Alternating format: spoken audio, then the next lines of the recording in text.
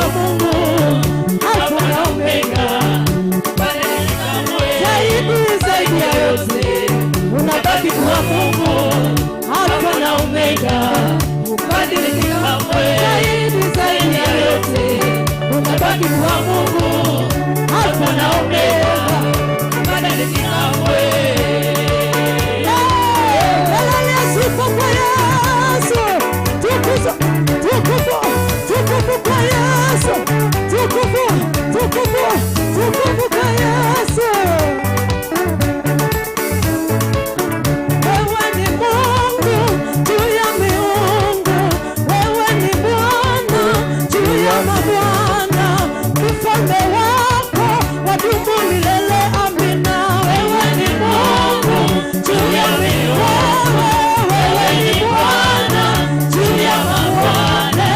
ufalme wako wadumu milele. Wewe ni Mungu juu ya miungu, wewe ni Bwana juu ya mabwana, ufalme wako wadumu milele. Wewe ni Mungu juu ya miungu, wewe ni Bwana juu ya mabwana, ufalme wako wadumu milele.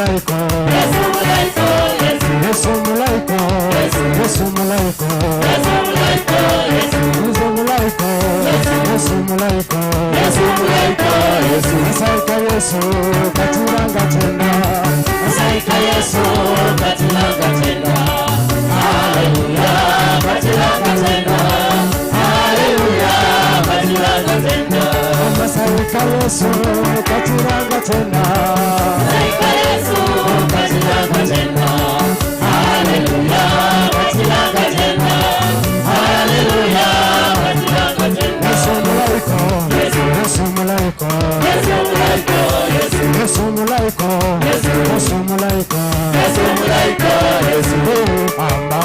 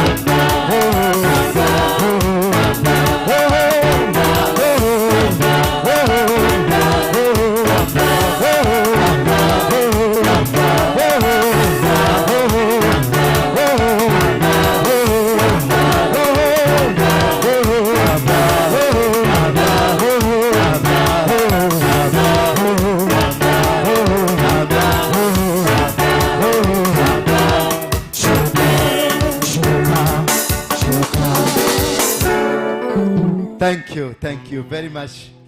That's wonderful. May God bless you, praise Him.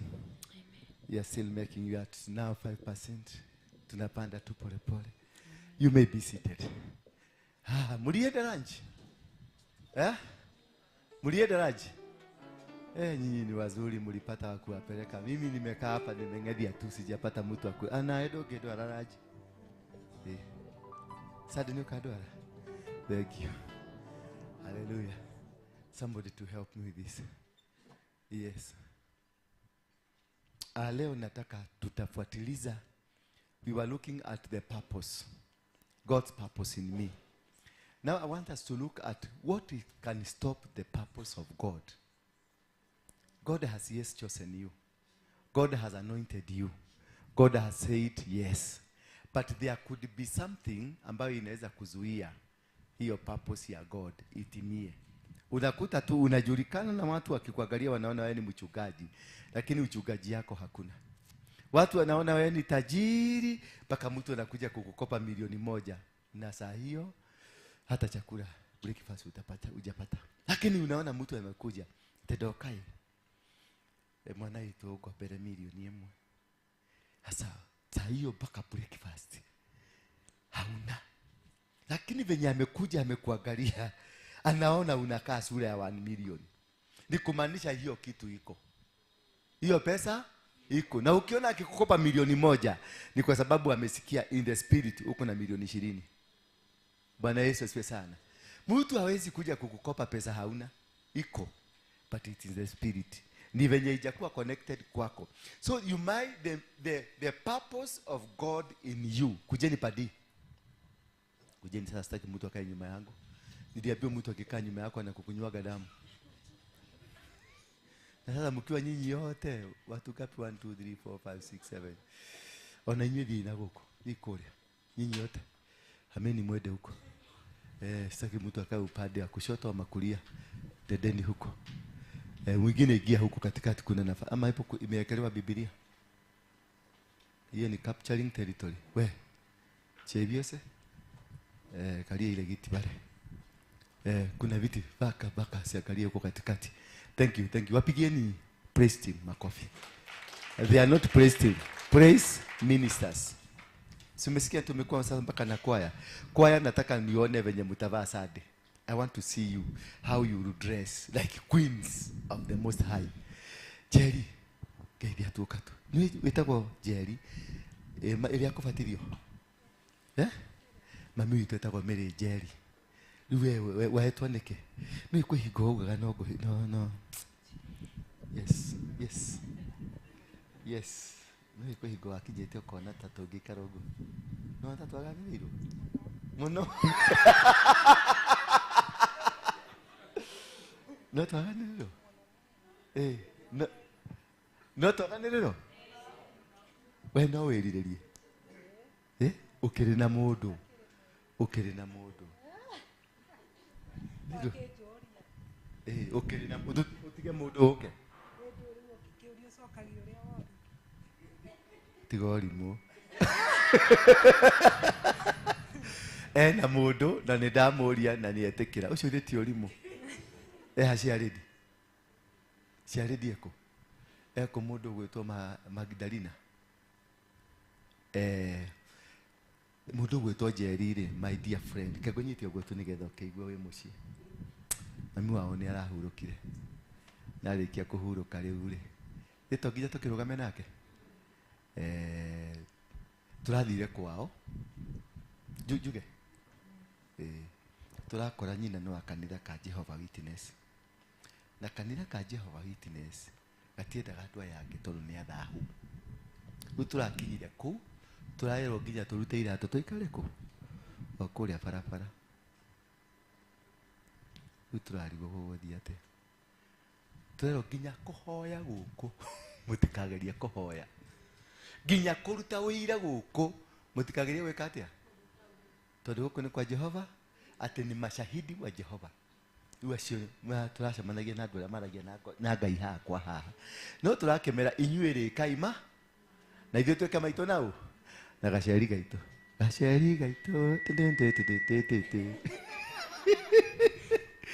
ndũkamake Ngai ũrĩ matu igũrũ rĩ nĩ arona macio mothe na nĩ egũkũmĩrĩria na nĩ egũkũhe replacement Wanyita, ndũngĩgĩa replacement ya mami wanyu 100%.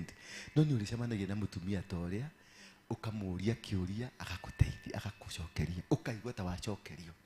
Wanyita, ndũkanage kũria atumia no atumia ũrona haha ta ũrĩa kũrĩa ũrĩa nĩ mũkũrũ mũno gũkũ. No mũno rene gĩtambaya gĩtune.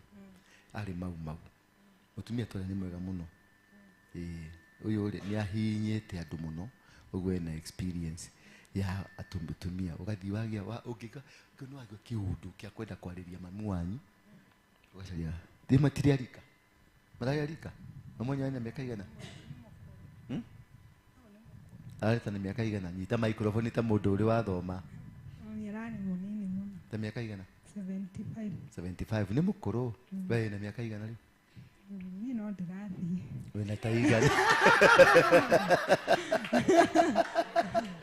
no kinyoketie no kinyoketie gokinyokia okahora jerekeire o matu-inĩ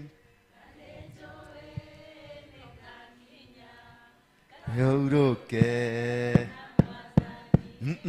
nĩ wega mũtongoria nake Jesu nĩ mũgate wa Bluebird ndikahuta kana nyote ndukahuta kana nyote Ngai wa muoyo nĩ egũgũtũrĩra ũguo mwendete nake nĩguo egũkwenda no thiĩ na mbere na kũmwenda makĩria tondũ nĩwe ũtũmĩte ũkorwo rĩ ha na nĩwe ũtũmĩte ũgĩthiĩ na mbere na kwaria ũthiĩ na mbere na kũhuhia ũthiĩ na mbere na gwĩka ngwĩre rĩu rĩ mami wanyu thibitarĩ rĩ nake mami witũ ararĩ kũ thibitarĩ arĩa thibitarĩ nĩ kĩrĩa kĩramakirie nĩ atĩ oxygen ĩ goro na nĩguo twĩtĩaga nayo ndĩramũrĩhire oxygen ngiri 100 na nĩguo gũkũ tũramĩhuhia tũkĩmĩthũkagia no ndũrĩ andũ marahũra gũkũ makĩmĩthũkagia Ngai tamĩmenyerere kahinda karĩa Ngai aragũteithia ũkamĩgucia ũguo freely ĩtarĩ na cost tondũ yaingĩra gwa cost Ngai gwĩkĩrwo kanyamũ ũguo tu hanini mathaa merĩ ũkaigua ngiri 100 nĩ cieka atĩa Ngai atũrĩhagia kĩ yani no nyende gũthiĩ kwĩ Ngai ambe andarĩrie ũtwe nĩkĩo twendagĩria na nĩkĩ tũkũhĩtagĩria ũguo tũkũhĩtagĩria rĩu ciaceri gaitũ rĩ ndenda atumia arĩa makũnengere kanyamũ tondũ nĩ twagiririo tũkũrehere ke tũkũnengerere haha nĩtuo mũrehere nĩkĩ we kamũrenda kũgaya munegere oguo mutigatumure ati agatumurire mbere kumuongeresha Bwana Yesu asifiwe. Jerry toka takanitha ukwira ni pole because of the demise of your mother. Tukwira atiriri, in the beginning when you are in the mind of God, God knew. Ulipokuwa sijui when you are in the mind of God, aliposema ongea Kisugu ataumba mtu, speak English Kiswahili, akasema ataumba mtu like he says, wacha tuume mtu aliye na mfano yetu. So you are in the mind of God. He knew you before you were born. He says, before you were born I knew you. Even now he knows us. He knew your mother. He knew the years that you was to spend on this earth. What you can do is just to agree and move on. What God has done, you cannot reverse. Things you cannot reverse, you only have to accept. Baba, hata ukipigana naye, Mungu ni nani? Hata wewe ukimsumbua sana na kwambia kuja, nikwambie wewe tukuya mama. So usimsumbue. It's not easy, but just accept and move on. Like a church, we have come to tell you, pole sana. Tutinoka mokoma dheri, toka na kafasha. Accept it, na gaya kuradhime, na wekewega. Thank you. Alafu hizi Jerry, hizi si za mazishi, si za mshumari, zako zimetakaswa. Wende ukule. Uthi ujitiriti. Uji wehe pole. Ulia madadi. Nejo wendete madadi. Uthi ulia madadi. Ulia na tugumu. Na tukahe nginya ihiria ciaku. Ulia weika. Niguo kana wike kaundu kari okwenda niguo. Nitukwendete muno. Ona nile kwendete. Ndaigua no wende. Thank you. Thank you. So we were looking at this. What could be an objection to that purpose that God has put in you? Kunaweza kuwa kuna kakitu apako kamekuzuia. Maana naona kila mtu hapa, you have glamorous faces. Yani nyuso zenu ni mzuri, expectant. You are all pregnant. But unfortunately, there is something that happens to you. Then your pregnancy, where does it go? Your pregnancy of you becoming that vessel that God wanted. Inaitaka wapi? Ohoyaga Ngai nginya ugathioma. Thiomi icio cirega kwa nini haibadilikagi kuwe pesa? Bwana Yesu asifiwe sana. Ninahubiri unahubiri mpaka unaona unatembelea kwa hewa. Lakini ukienda padi unanikuta nimejisika hivi. What could be? Ni nini hii inaweza kuwa inasababishaga hindrance? Tunazungumza leo, tutazungumzia kitu kimoja, sasa nitakusungumzia hiyo nyingine. Kwa sababu lazima tujikoboe, lazima tujinasue. Lazima tutoke kwenye hii matatizo. Maana hii ni kitu ambacho kinakuwa kimetuzuia, inatuwekea baria. Wakati huyu Jerry alikuja huko, alikuwa amekuja kwa sababu, si kwa sababu ya Ukristo, si kwa sababu alikuwa anatafuta Mungu, alikuwa amepoteza 3 milioni. Na hii milioni 3 alikuwa ameinvest. Wetagio to nini? Baka zikaisha. Sasa Jerry alikuja kwa kule akiwa mwenda wa simu kidogo kidogo. Na depression kidogo kidogo. Sasa alikuwa na milioni 3. Na si hiyo tu pekee, alikuwa na mingi kwa sababu ni mama tajiri.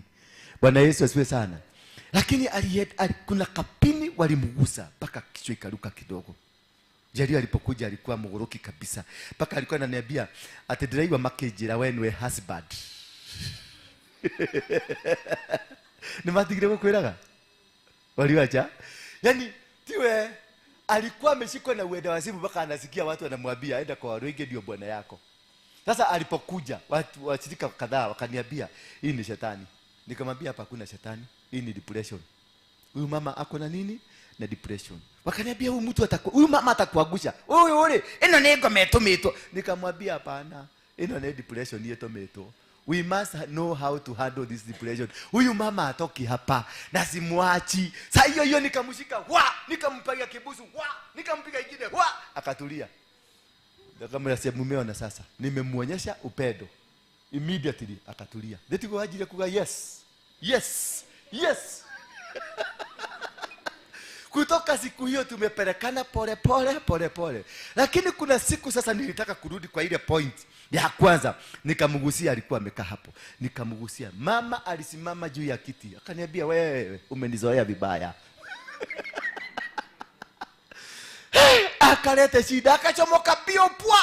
Alikuwa anataka kwenda agogwe na gari pale, tukamfuata, tukamshika, tukamrudisha. Umeona depression? There is something that want to kill you because inside her kuna kitu Mungu ameweka. And that is what they are after. They are not after your body. They are after that which God has planted in you. And this that which God has planted in you, it is disturbed, distorted, disorganized, disoriented by 3 factors. Today nataka tuangalie 1 factor only. I want to spend only 45 minutes, then we finish, we go home. Factor 1, blood factor. Bloodline factor. Bloodline what? Factor. Tumekuwa tukisoma kuhusu majakofu, Maisao, na tumeona vitu mingi. Every one of us has a side in life. There is a pattern. Every person's life, there is a pattern. And this is the pattern that makes you identify ni nini kitakusubuaga. Because watu wengi hapa wanasema ni wamerogwa, lakini si kurogwa, ni pattern. Pattern, hiyo pattern inakujaga namna gani? 1 pattern inaitangwa character. And the pattern 2, it is about the traits. It's all about character and the traits. What is a character? Character, it is what? Character. Sum total of your habits. Wewe unasema ni tabia. Behavior. Yes. Again. Character. This is her character. What is her character? What is character? Yeah, something that is inborn. Sindio? Because character was put in us by God. When he said, let us form man and a woman. Yeah? In our own image. In our own character. So character is inborn. Metugo yako. Tabia zako ndiyo character. Traits. Traits ni nini? Yeah? Ni tena ni tabia. Traits. Yeah? Angalia kwa dictionary, mtu afungue dictionary. Tuangalie kwa dictionary, haraka. Fungua haraka. Keko kama mundu karia gaitugeta go karoda. Ni kahigura kana ihenya. Ni gathire?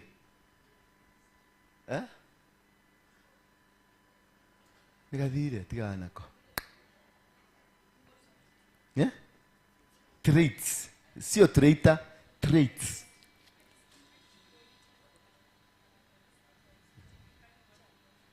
So character produces characteristics.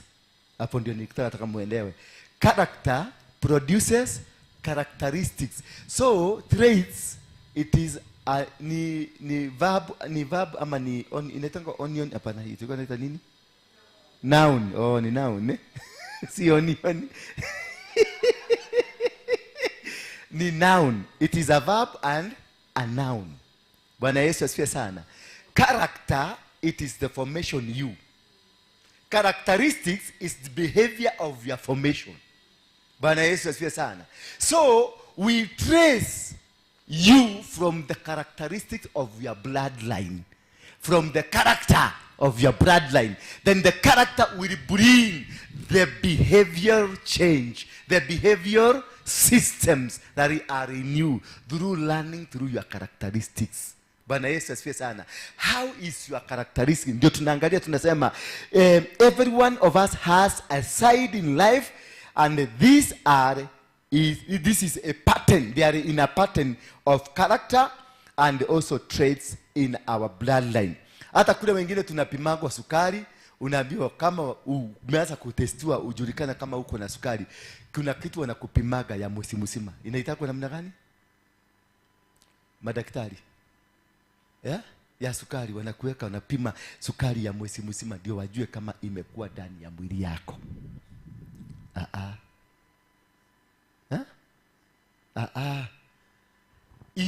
Hiyo kutaka kujua mwezi mzima kama blood yako imekuwa na nini? Na sukari. Ikijina imepotea kidogo nitaikumbuka. So, they taste, they do blood culture. so but to be able to understand the systems of the blood. Bwana Yesu asifiwe sana. Hiyo ndio inaitangwa nini? The traits and the character in our bloodline. Sometimes could be good and sometimes could be bad.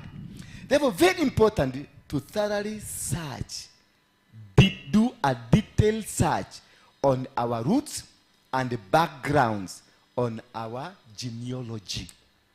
For you to be able to understand the bloodline, it is very important to understand your genealogy. You do thorough search on your genealogy. That is why you find Africans were better than Europeans, because the discoverers of DNA were Africans, not the Europeans. Bwana Yesu asifiwe sana. DNA, kujua mambo ya DNA na kubehave, na kujua DNA haifai kuchanganywa in this way, it is African. Because it is we only in African that we were not able to marry our cousins or to marry people in your bloodline. Bwana Yesu asifiwe sana. But Wazungu, they marry. Waarabu, they do that. So they didn't have the DNA system. DNA system was in African blood. Hello. So to understand the genealogy of where you have come from will tell you where you are going. Ukiangalia, analyze mafamilia zenu hapo nyuma, kutoka kwa baba yako uende kwa guka, uende kwa guka wa guka, uende hivi nyuma, utajua mahali unaenda. That is what we call bloodline. Understanding, uangalie hiyo familia ni ya pombe, uangalie hiyo familia ni ya wachawi, uangalie hiyo familia ni ya waganga, uangalie hiyo familia ni ya watu ambao wanakuwa tu mazuzu. Hawajielewi, hawaendagi, hawakaagi, ni watu wa wivu, ni watu wa chuki, ni watu yani ni family wanaguka alikuwa hivyo, baba yako alikuwa hivyo, baba yako hata ogeagi na brother zake.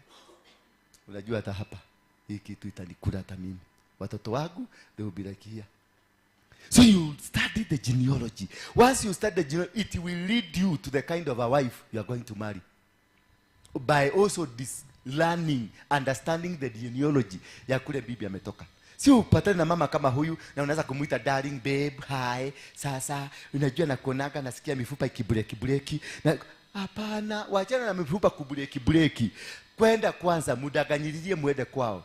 Nenda ustadi familia, mwambie nionyeshe brother zako, angalia madada zake, angalia maanti, angalia mashocho, yani tembea, tutumia pesa yako. Usikose, usichoke, tumia mapesa. Wewe ingia huko, nunua kasukari huko na nunua sukari nusu. Hii familia nyingine unaipelekea kilo. Alafu unaenda unasikiliza kutoka kwa bali. Unasikia commotion. Ate kole atwalile sukari nusu. Na kole kwa nyina agacambia atwalile sukari kilo ngima. Hivyo watu nile toleado hawana. Tiana aneweyo. Sasa unaanza kuunderstand venye utakuwa analyzed in the future. Umeelewa? Una study karaini ka familia hii na una study karaini ka familia hiyo, ndio kuangalia the bloodline. Ukiweza kuelewa the bloodline, utajua hawa watu ni kabila gani, na utaelewa kule mnaenda. Kama ni mke unaoa, utaelewa huyu mtu mnatoboa ama mtoboi. Ukipelekea, ndio kwa maana tulikuwa tunapeleka wazazi.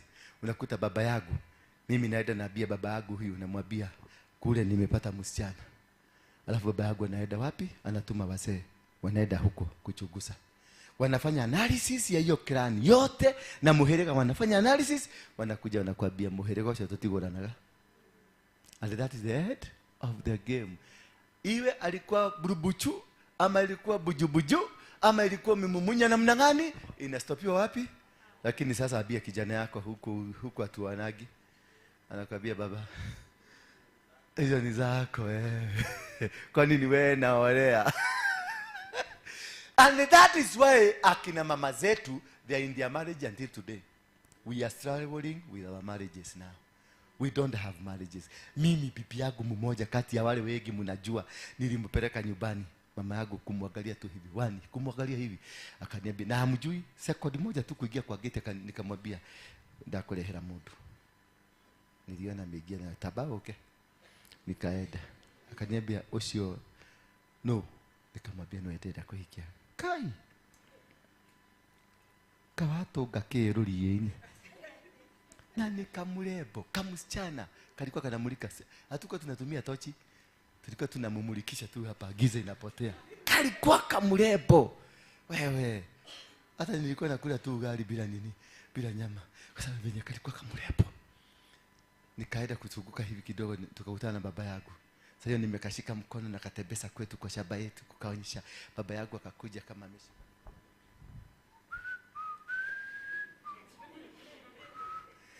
akaniuliza dona tawoka na mugeni. Nikamwambia huyo niwe ndiro nile agetuka mutumia. Okay, akija thank you. Mwile tuwe mwela. Hakumusalimia. Edakia, toka hanini. Nikaenda, nimenyenyekea. Nika connect ile ya mama, nikajua wewe hatuendi na wewe. Nikamwambia, "Noyo kutemadhara, tatemadhara." Akaenda kukatadhara. Nikaenda kwa mzee. Akajiuliza, "Ati umeniambia huyo ni nani?" Nikamwambia, "Ndio mke wangu." Kaniambia, "Mtoto wangu, kwa nini umekubali kupotea?"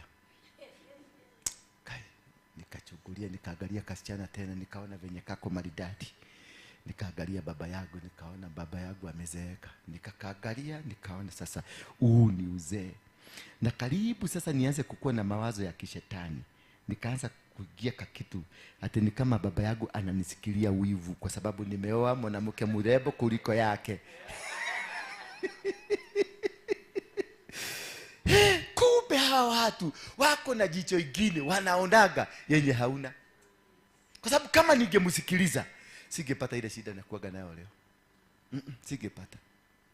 Kama ningesikiliza hawa wasasi, maana nilichomoa kama msichana nikamwambia nitodie. Tukapeleka, tukaenda Moro Town. Tukakoboka rumu, tukalala huko. Nikabesa tugini si tukapi? Tuwili. Akameza red wine. Tukapumzika paka asubuhi. Sikumwelezea maneno venye imeenda. Sikumwelezea ile white smoke haikutoka. Mimi nilimdanganya white smoke imfanya nini? Imetoka. Lakini mimi kwangu nikajua hapa kimeumana. Lakini nikasema goko huyu siwachi. Huyu ndio nitawa. Maana kiagwe chairman. Aliko no wako nile. Ona ugeke jira ngobithia thiko igire. Lakini baada ya miaka 6 ile maneno ilinikuta dunia hii. Mpaka wa leo I have never been able to recover. Nikiona gadienda roho wa tumia, ndio maana sitakagi mambo ya wanawake. Maana nikienda ndio tukule na wewe sahani mbili hapo, tukule kajuisi, tukule kidogo kidogo, tuanze kufikiriana kidogo kidogo, ile sura inakujaga hapa. Inakubushwa. This is the same as that. Asiyefunzwa na mama yake anafundisha kwa nini? Sasa mimi nakuliaga kichapo ya dunia. Nikiona gadire modo. Na nikiode muiguagira tha inyu mutida mukinyuma thutha tondu niona ndimuona gaona gichaitani mbere yako. Tikwenda gwakwa. Niona gitumia kiu gioka kiarugama haha. Ka imagine mateso maria ndagereire. Kaiciuria riu njoke haha ringi. Na nirigeire nderu. Kihara nigikinyire igoti. Riu angigiuka kihara kingithieko. Kora jiguira tha. Na ndigegeka ta karango. Bwana diagosho.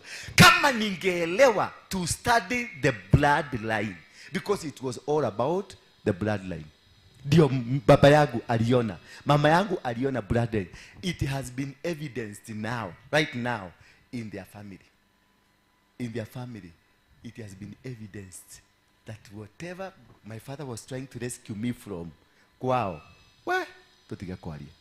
Mwathani agocwo. So it is very important, and that's why in the book of Ezekiel 1, tushaisoma hiyo kitabu. Ezekiel chapter number 16 verse 1, inaambia the son of man, tell Jerusalem her abominations.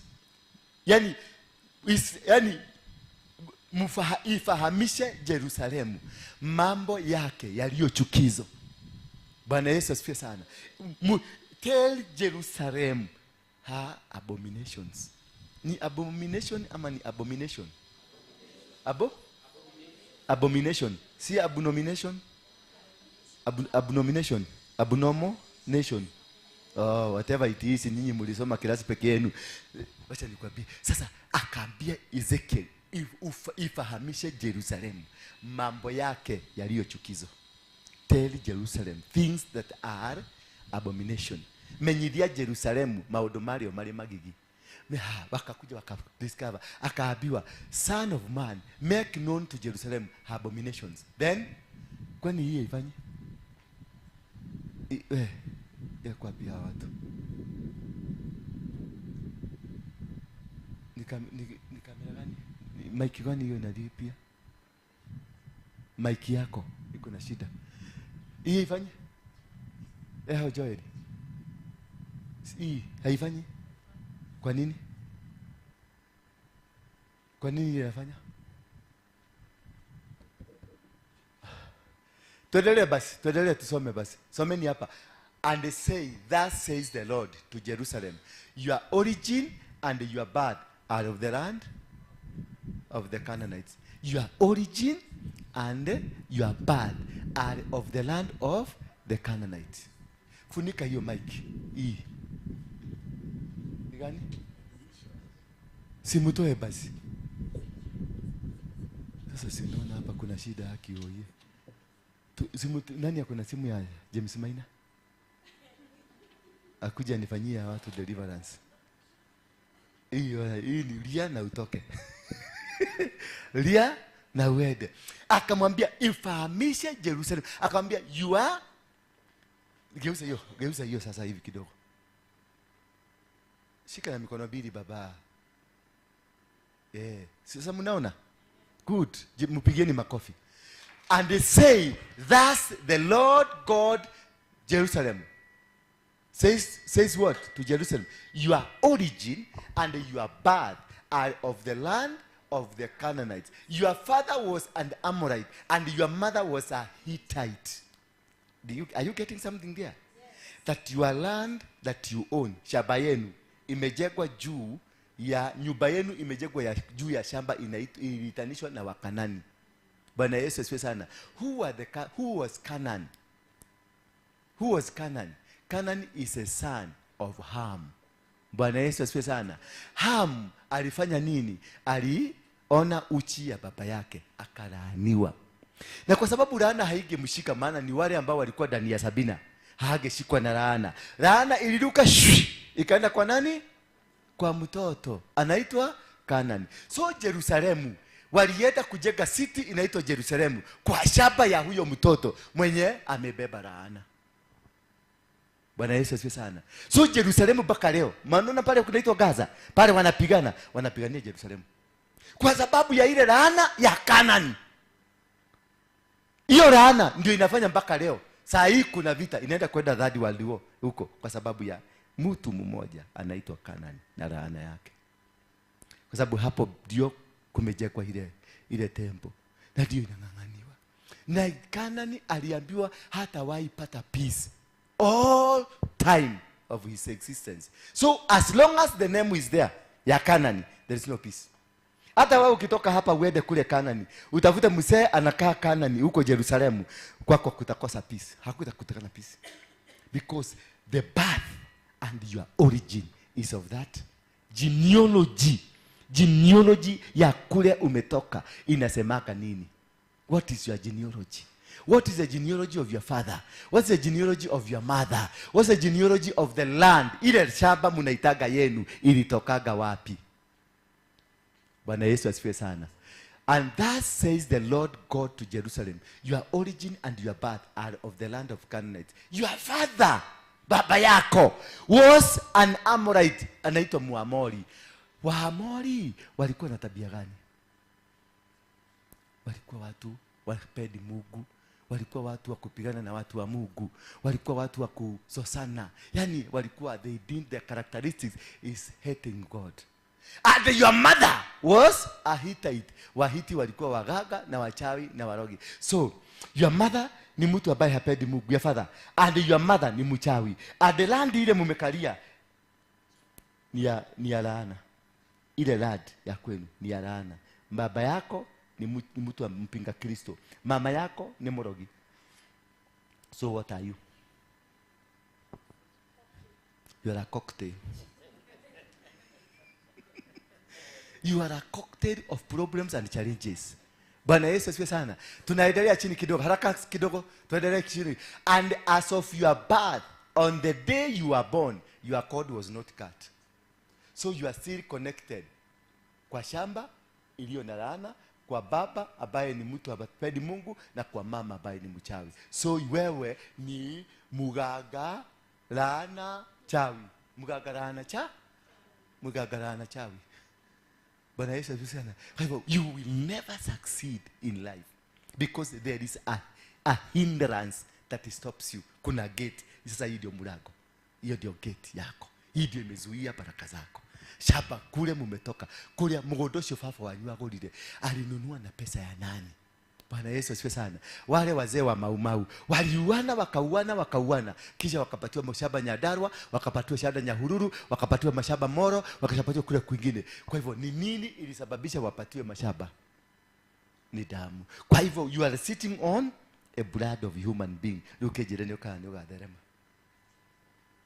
Jira kani ugatherema, mugoda wanyu ni kihingo kia muturire waku. Mugoda wanyu ule wathoguo ule mugaga ati ule waikaraga hau kuga nie ndenda igai ya baba, igai ririko na ni kirumi.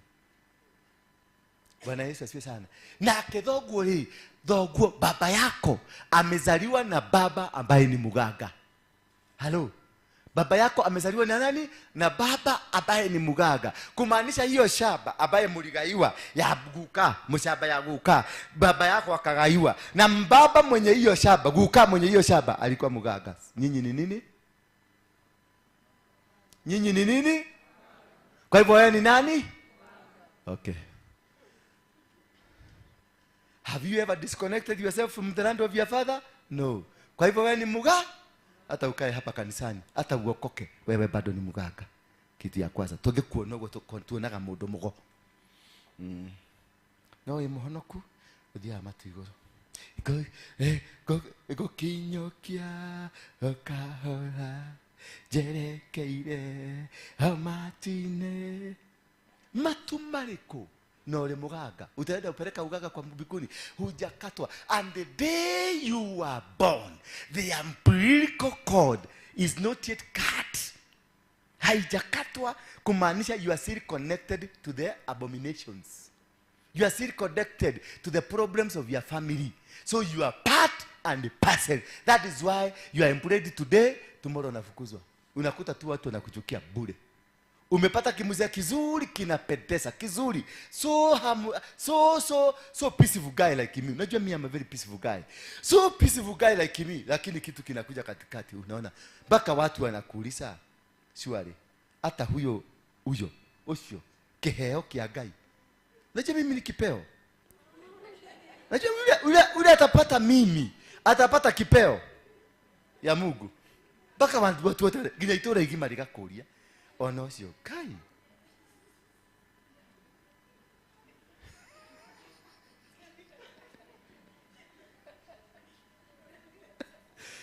Tamoria ni kebada kelele.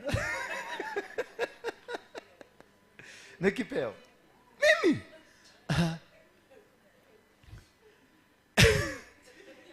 And as of your birth, on the day you are born, your cord was not cut, nor were you washed with water and to cleanse you, that you are still not cleansed.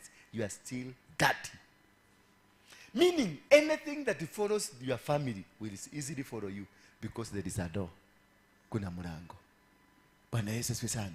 Chochote hata kama ni kulima, kilimo chako, hata utoke hapa uende America, upatiwe 100 acre, upatiwe fertilizer na mbegu na matika ya kulima, but the problem you are facing in Nyandarua will follow you there.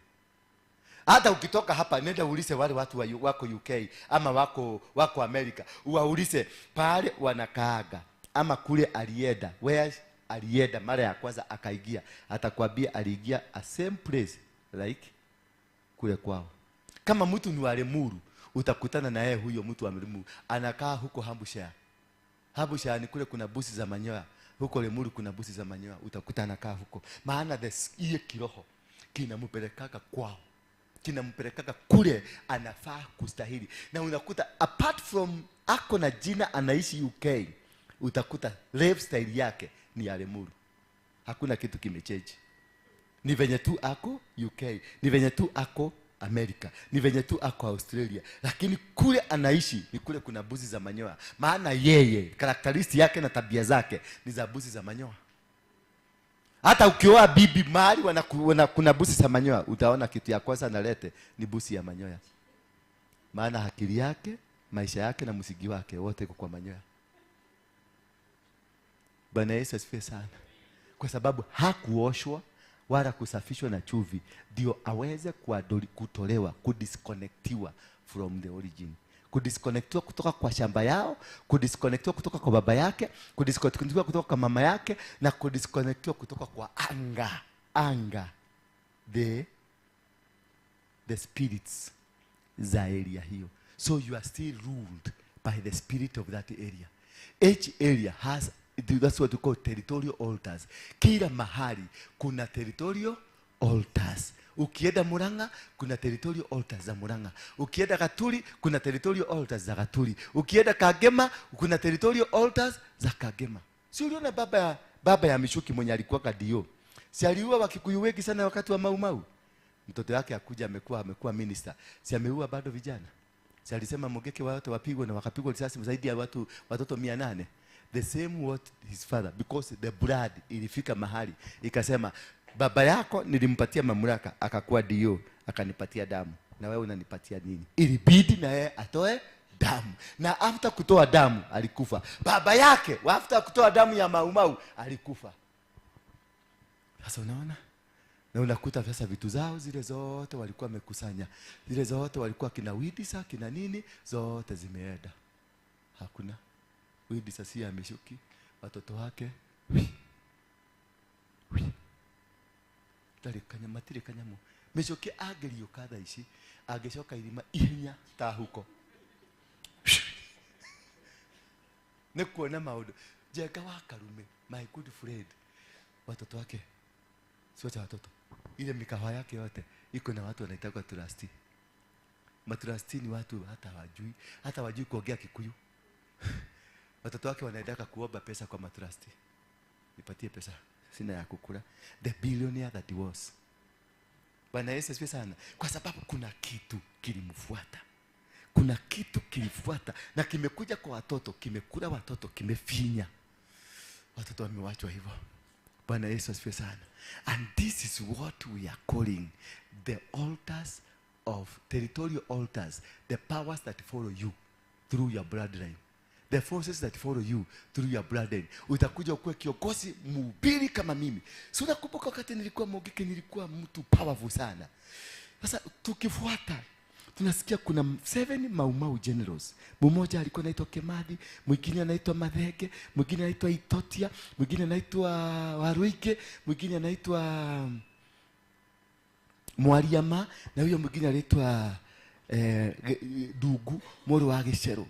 All of the same, they were Mau Mau, the 7 Mau Mau generals, and all of them they were cousins. All of them they were cousins. Gukayagu, Kemadi, Dugu, wote walikuwa makasini. Na walianzisha Mau Mau wakiwa makasini kuja upande ya Mogeke. Dora Waruike, Maina Jega, Waithaka. Uliona kama mtu kingine kana tushabia kanaitwa Waithaka. Tulianza nako Kamoge, lakini kameshikwa na stress. Kalilala na nani? Kalilala na anti yake. Kakarara na anti yake na mbele na nyuma. Kakashikwa na laana. Sasa kichwa imeruka. Sasa huyo Waithaka, kulikuwa na Dongo, kulikuwa na Kamau, kulikuwa na Jeroge. All they were 7 Mogeke leaders, all of them first cousins. That is the story of the bloodline. Venye wale walianzisha Mau Mau, Mau Mau ilianzishwa pale Banana. Pale wanaitwa Jiko, na Gukayagu anaitwa Waruige. Ukienda street kuna General Waruige street, hapo ndio walianzisha. Busi ya kwanza ambayo ilichinjwa ya kuleta kiapo ilitoka wapi? Kwa mama anaitwa Abigail. Mnamjua? Pale nani? Yule mama, huyo mama anaitwa nani? Margaret. Pale alitoa mujisa yake ya kwanza. Hapo ndio alianza kuponyeshia watu hiyo nyumba. Hapo ndio busi ya kwanza ya Mau Mau ilitolewa. Na ikaenda ikachinjwa na watu wakakulishwa kiapo nayo. Mimi juzi ndio nimeenda kuirudisha, ndio na mimi nifunguliwe kutoka kwa hao. Bwana Yesu asifiwe sana. Na mimi nilienda mpaka Banana tukafanya crusade na hawa. Si crusade nilikuwa na haja nayo, nilikuwa nataka nikanyagisha hiyo miguu yangu kwa hiyo shamba ya guka, kwa sababu hiyo banana yote ilikuwa ya guka. Sasa nilitaka kukanyagisha mguu hapo, niambie guka wachana na mimi, dakia tu, dakia. Maana mzee alikuwa amenishika. Huyo mzee wakati ulikuwa naona na guruma Kenya hii Mogiki, ni huyo mzee alikuwa na guruma ndani yangu. Maana alienda Bama, akaenda akafundishwa mambo ya vita wakati Second World War. Akikuja hapa alilipua kulipua watu. Na mimi je? Ni mwana dhaka nani? Mungicheza na mimi. Mulicheza na mimi. Nikisema wewe nifuate. Ungerudisha. Ungekuja. Mwadhi wako. Kwa sababu afadhali nikupeleke pale na kupeleka shingo isiende. Man, that is how cruel I was, just like my grandfather. Until when I discovered what is following me. Nikaenda mpaka Banana, tukafanya madhabahu hapo. Nikaenda kwa huyo mama anaitwa Abigaili, ile busi ilitolewa ya kwanza. Nikaenda nayo nikaipeleka huko. Nikawaambia, nikampatia ule mama anaitwa Wagoi, nikamrudishia. Nikamwambia ule busi ilitolewa kwa Wagoi, nikarudishia Wagoi, nikabori ile arutiro goko ri. No nidagushokeria. Kutoka siku hiyo. Kutoka wapi? 1 week later, dunia mzima ilikuwa inanizungumzia. Na ilikuwa inaita a man of God. Lakini bereni former Mogeke leader. Bwana Yesu asifiwe sana. I disconnected myself from the bloodline that caused bloodshed.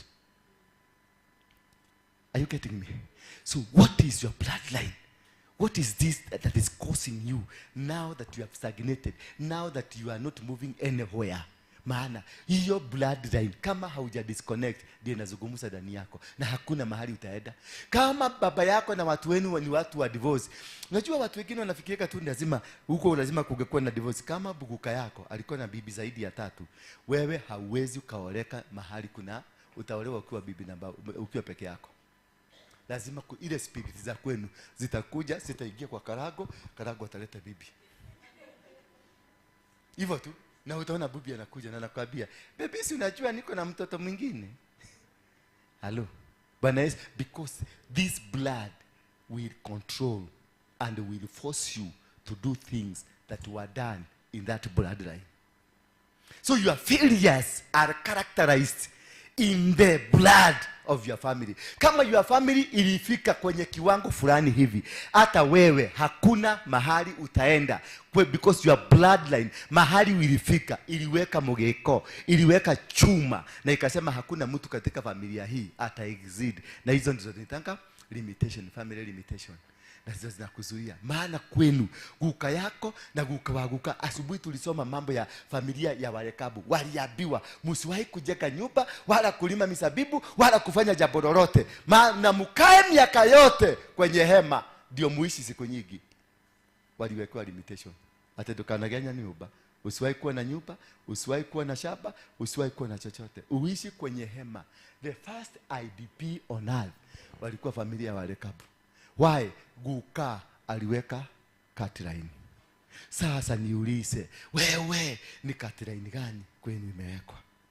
Uturogia gadu goko toho na ni cutline. Bwana Yesu asifiwe sana. Ukichaletia mahera, unaandikwa kazi, ukienda kupita, unapatiwa promotion, unasikia after 3 weeks ya promotion ndio nilifutwa kazi. Why? Because cutline inasema hapo ulikuwa ndio ulifaa kukaa. Maana kwenu hamupitagi. Kuna mtu naweza sasa akitafuta kutoka 1100 mpaka 1900 anazipataga rahisi sana na anazienjoy na zinakaa kwake na zinakuaga na yeye na zinampenda. Waacha afikishe 1,000,000 apitishe sumuni moja, ndio mizimu ya kwao yote inaamukaga, inamuuliza nani alikupatia ruhusa upate 1,000,000? Maana cutline inasema 999 cents. 900 ina 9999. Hapo ndio ukiwa nazo hizo hata unasikiaga vizuri sana. Unasikiaga raha ndani ya moyo. Ukitembea unatembea in holiness, because the cutline inasema ni hapo na inakwambia that is your comfort zone. So when you interfere with your comfort zone, you interfere na systems za damu ya kwenu. Mwadhani ya gosho. And to interfere the system ya damu ya kwenu, ina interfere na inakuzuia na inakupiga vita. Unakuta kwenu mzima mmeanza kugojeka kansa. Unasikia baba yako ana kansa, mama yako ako na kansa, wewe uko na kansa, dada yako ako na kansa, brother yako na huyu ako na gaino, inaitwa gaino. Inaitwa gani? Cervical. Huyu ako na cervical, huyu mwingine ako na ya colon, huyu mwingine ako na ya chest, huyu mwingine ako na ya brain, inaidaka hivyo. Unakuta zinacheza na kwenu kwa sababu you tried to interfere the systems za familia. Bwana Yesu asifiwe sana. When you dare interfere with the systems za dunia za familia na hauna uwezo wa kuinterfere na hizo system, zitakulipua. Na zitakulipua mpaka dunia mzima ijue umelipuliwa. Kwa sababu the blood inasema limitation yenu ni hapa. Blood inasema hamfai kununua gari. Mimi wakati nilienda na gari nyumbani, sikuwa nimenunua, nilienda na rakaa haya. Kuenda nako nyumbani, baba yangu alikuwa amejenga gate ya watu na ng'ombe. Sio gate ya gari. Gate ya nini? Ya watu na ng'ombe. Bali ng'ombe inatoshea na watu. Sasa nilifika jioni, nikaambia baba yangu nataka kubomoa gate niingize gari. Baba yangu aliniuliza swali. Gari hiyo imetoka ni ya nani? Nikamwambia ni yangu. Uko utikoleho ido cia wici. Uko utikoleho okay? I'm his son. Instead of him being happy, mtoto wangu amekuja na gari. Kwa sababu inside him limitation ile aliwekewa, hii boma haitakuwa na gari. Na haitaingia mtoto, hakuna mtoto wako hata mmoja atanunua gari. Mimi ndio nilikuwa wa kwanza. Tulipaka plani na mama yangu, akatoka kidogo tukabomoa tukabomoa mlango ndio gari ingie. Maana nilisema lazima ilale ndani ya compound. Wacha nikwambie, huyo mzee alikuwa na katakata nyasi na paga hivi. Anapita juu ya dhafai na imchomi akisikia ati geti ilibomolewa. Maana mizimu ya kwao inamuuliza, nani amekubalisha hii boma yetu iingie gari? Sio yeye alikuwa anauliza, ni ngoma ya kwao, the bloodline. Bwana Yesu asifiwe sana. Huyo mzee nilimjengea, wale tulienda nyumbani, mliona nilijengea huyo mzee nyumba. Alikaa miezi 6 akaondokea. Maana hajakubalishwa, hakuwa amekubalishwa kukaa nyumba ya mawe, alikuwa amekubalishwa kukaa nyumba ya bao. Miezi 6 mzee akaenda. Akasema huko ndiko ikara. Maana ni avasho todo thakame yako wao. Na ukiangalia brother yake nyumba ya bao, brother yake mwingine nyumba ya bao, ako Kirisoi, brother yake ako kule Nyahururu nyumba ya bao. Sasa huyu nilimuinua tu hivi, nikamlete mahali hapa juu, nyumba ya mawe, nyumba kamzuri, a 4 bedroom house. Wewe mzee aliingia kwa ile fighter jet, nikampeleka mbele, akaondokea mizimu ya kwao. Maana hajakubalishwa kuishi nyumba ya nini? Kama siku hiyo ningeelewa ni madhabahu, ningevuja hiyo madhabahu. Sasa juzi tu ndio tumeenda na ng'anga kwenda kuvuja madhabahu. Wewe mdhuri, tabia bema hizo hali shoke woke. Andokele adoneke dona. Mwana asifiwe sana. Kwa hivyo that bloodline, the systems of your family, the systems that in your blood controls where you will go and controls what you are going to become. Ukiona mnakosana na watu, nenda uchuguse, jichuguse tu, fuata familia ya kwenu, uone kama familia yenu ni masubua. Maana kuna mafamilia ni masubua tu, mpaka unakutana na mwanamke ni mzuri, unaona sura ni mzuri, ni kitu githaka, ni kitu gitoero kiega, lakini sasa ni subua tupu. Ukiingia kwa nyumba, imide mkiwa uko barabarani, mkikula masausage, mkikula tunyama, mkikunywa kawaini, ni mtu mzuri sana. Mtwale nyumba. Ndio kona the real snake ikichomoka asubuhi. Wacha atoke sasa kama amefuka motoki hapa kwa kichwa. Alafu amevaa t-shirt kabakapoko. Alafu uko nyuma ukimwi inaua. Venye atakuchomokea hivi.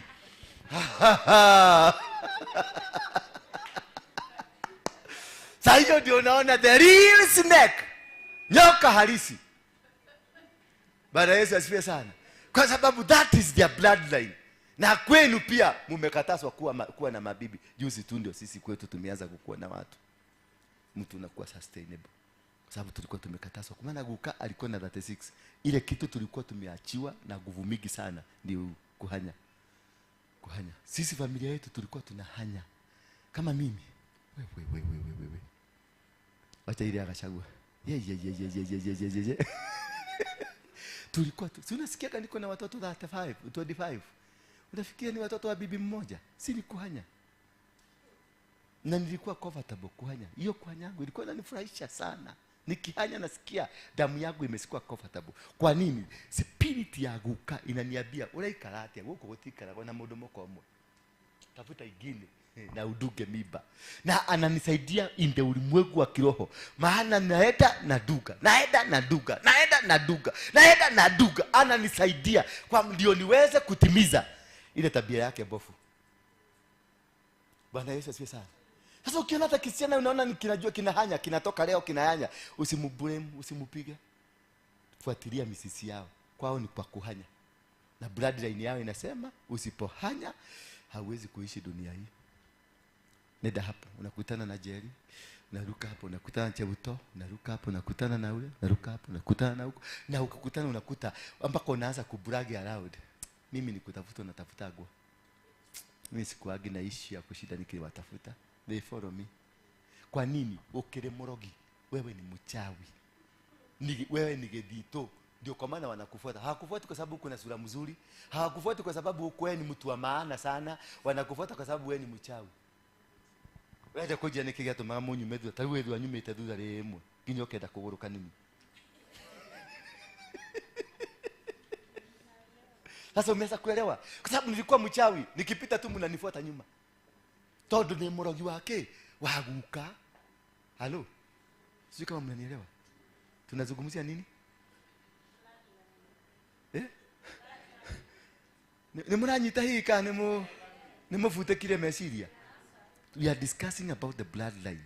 The bloodline is the most dangerous thing that will stop you, will hinder you, will make you never succeed anywhere. Hata ufanye biashara gani, hata ukue mtu na akili ni mingi namna gani, hata ukue special aje, your bloodline is a gate that will stop you from going anywhere. Your bloodline is a gate that will make that marriage will never work in your family. Bloodline is a gate that will make sure business will never work in your family. Bloodline is a gate that will make you, hata ukifungua kanisa uifanye namna gani, haiwezi kusimama. Because until I was able to address the bloodline, ndio niliweza kufungua. Huyu alinipata nikiwa sina kanisa. Uliniacha bila kanisa. Sikuwa na kanisa. Nilikuwa tu na watu walikuwa wananifuata. Lakini when I was able to address the bloodline, nilifungua kanisa. Nikarudisha hiyo busi ya kiapo ya muma, maisha yangu ikafunguka. Dunia mzima ikaanza kuniita pastor. Sasa naitwa apostle. Kai. Atene muita apostle. Najua naitaka nalala kwa kitanda naweka mguu mmoja huko na huko, najipiga hivi nasema apostle. Unaikuwa ate apostle. Yani kuimagine kuna mlango moja ilianguka kwa maisha yangu. Sasa ile mlango imefunguka jana. Ni mlango ya pesa. Pesa itakuja. Mwenye nagira view sasa hivi.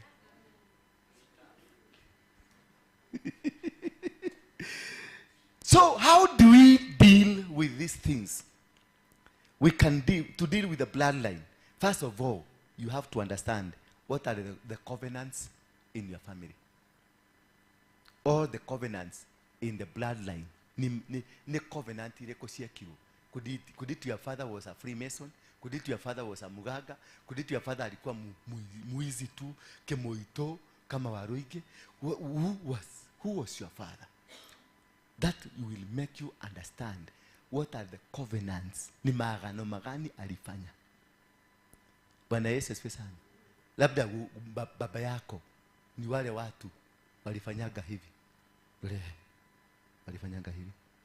Mayanga idigagotika. Alafu akaduga hapa. Damu ikaruka na yako ikaruka, ukaramba yangu na mimi nikaramba yako. That's a covenant. It's a covenant that will affect your children. And your children to the 5th generation. Wagapi hapa waliraba damu ya boyfriend ama ya girlfriend? Ino mkono tuju. Hatutawachekelea. Mtu aliraba damu ya ino tu mkono juu. Uliraba damu hii hapa. Uliraba damu. Ulimwambia sitakuacha na mimi sitakuacha. Mkakula damu. Hakuna mtu amemwaga damu. Mkafanya covenant? Hakuna? Haya, simamia hapa. Wasichana wa mama, Ni nani hapa hajavuja virginity yake? Inua mkono yako. Kama unajua hujavuja virginity yako, inua mkono. Okay. Wanaume, ni wangapi hapa mmevuja virginity? Na mtu mmevuja virginity. Kulitoka damu. Mama, mlimwaga damu. That is, hiyo ndio covenant inasema, the blood covenant. Huyo mkamjana kalivuja virginity yako, hiyo damu ikamwagika. Huyo sasa, huyo ndio bwana yako. Maana mko na agano ya damu. Sasa kama uko na mwanaume mwingine kwa nyumba, hiyo ni concubine. That is why you have never had peace, because you have a blood covenant with another person. Ile mko nayo kama mumeoana harusi ya kanisa, hiyo ni paper covenant. But there is a man, there is a woman somewhere, mko na covenant ya damu. Ile covenant inajulikana mbinguni, ni ya damu. Kwa hivyo wewe uko na kimwanaume, na hiyo kimwanaume sio kilikuvuja hiyo virginity, hiyo ni mwanaume wa mwenyewe. Ndio tafute ule alikuvuja virginity, ndio muende urudi nyumbani, maana huyo ndio anajulikana mbinguni.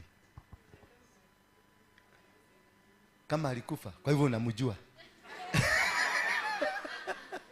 Kama alikufa, unainua dhabihu ya, hata kama yuko hai, unainua dhabihu ya kuvunja hiyo covenant, hata kama yuko hai.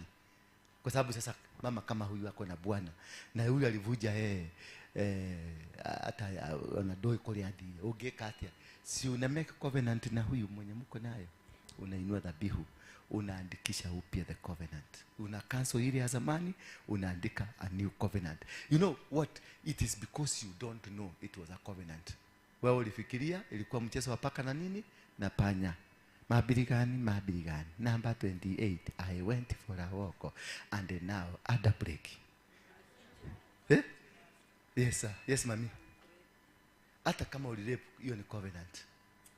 Hiyo agano, damu ilimwagika, ilifanyika agano. Maana ilipomwagika, sikiliza, maana hiyo ilimwagika kwa mchaga. Mchaga ikaraba damu yako, na Mungu akakuwa shahidi, na wewe na yeye mashahidi. Sasa ni hiyo maagano uivunje, maana ndoa yako haitafaulu, relationship yako hata moja hakuna itafaulu, because ile damu ilimwagika bado inalia. Hiyo ndio ilifanya mtu anaitwa nini, Kain, mpaka sasa anazungukaga. Kwa sababu ya nini? Maana Mungu alimwambia Kaini, damu ya brother yako inalia ikiwa hapa kwa mchaga. Sasa damu ya wewe ile ilimwagika, unafikiria hailiagi? Uliambiwa baby huku mumunywa, jamaa alikuwa amekauka kama mbao.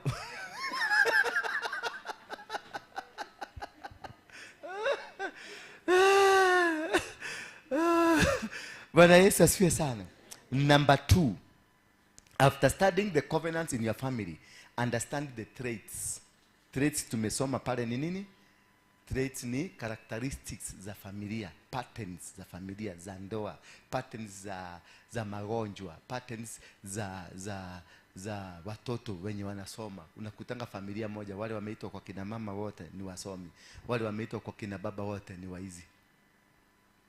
Si hapo unajiuliza maswali mingi sana.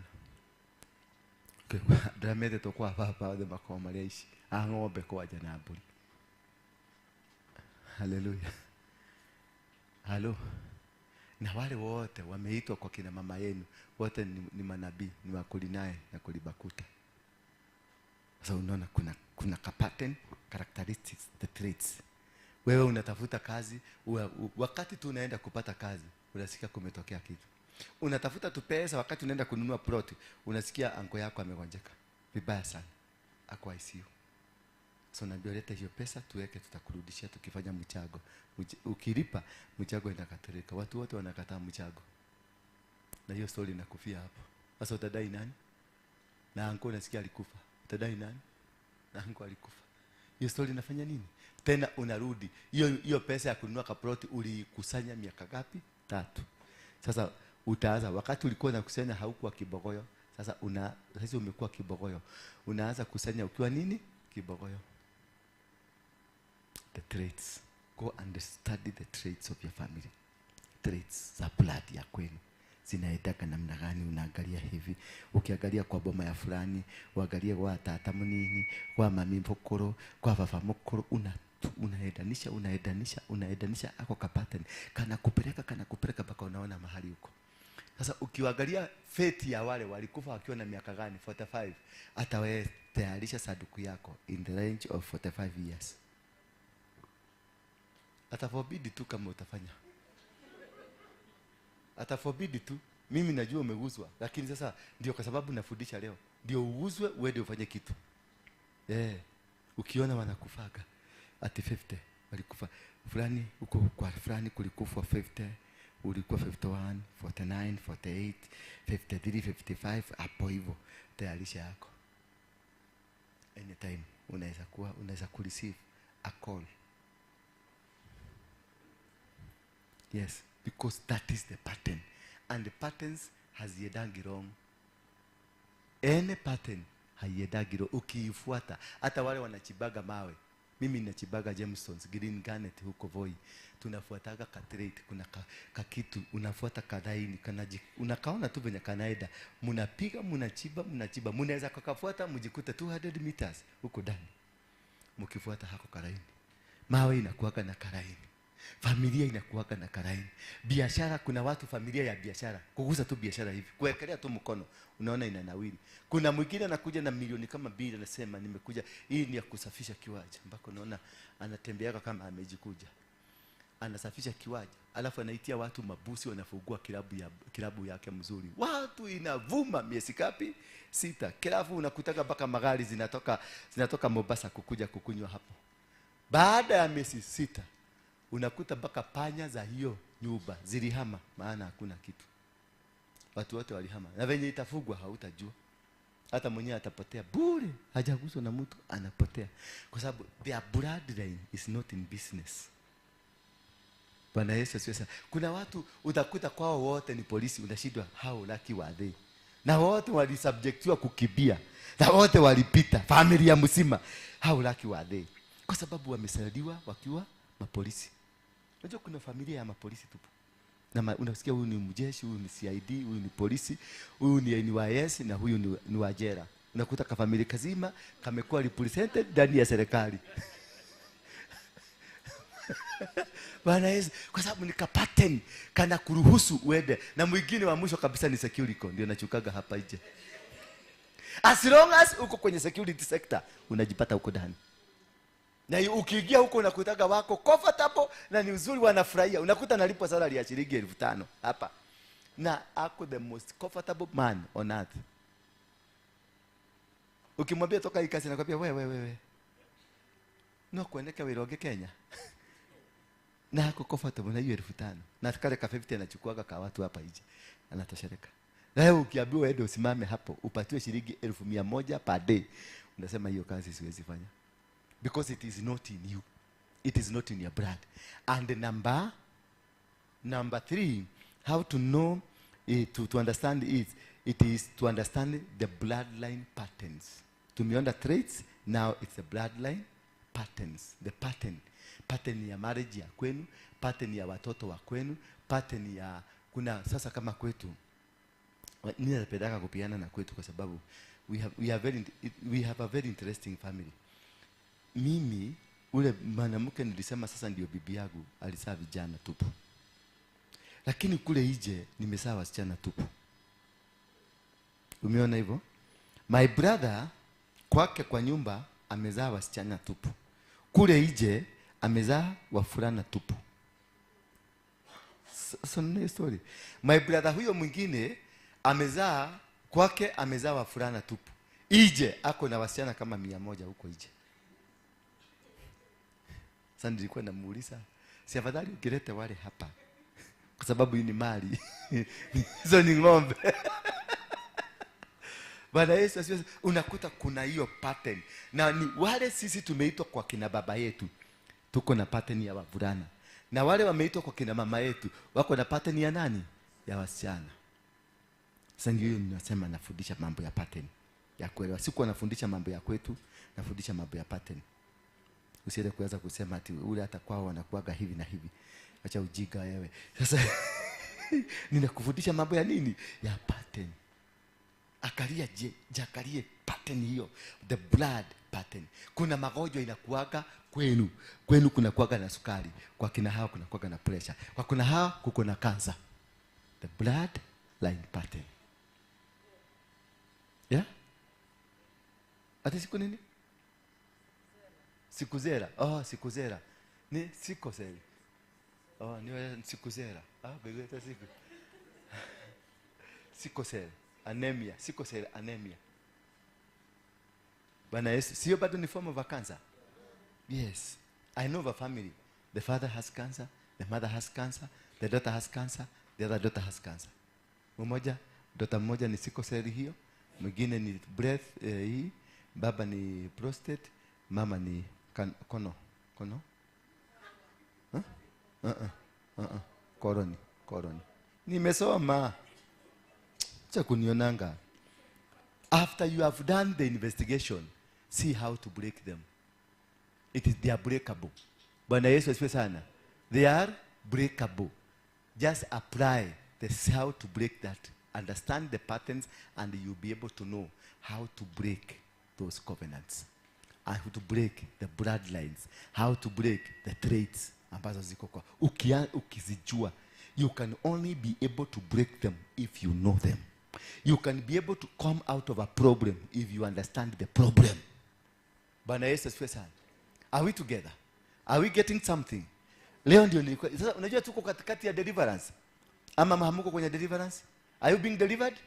Are you understanding everything? Sasa leo mtahitaji mkono? No. That is deeper than mkono. Lakini kwa sababu uliwekwa kasuba ya mkono, unafikiria tu kuja ati uone apostle pale uwekelewa mkono. Wacha ni hiyo pusi. That word. Hiyo word na wapatianga. Kwingine inausagwa. Kule ugegia na kadi pale. Kwingine unausiwa shilingi 5,000 kuingia for that lecture. Siwa mahubiri wengine wanaweza kwa sababu wangetaka wakuwekeleage mkono all through.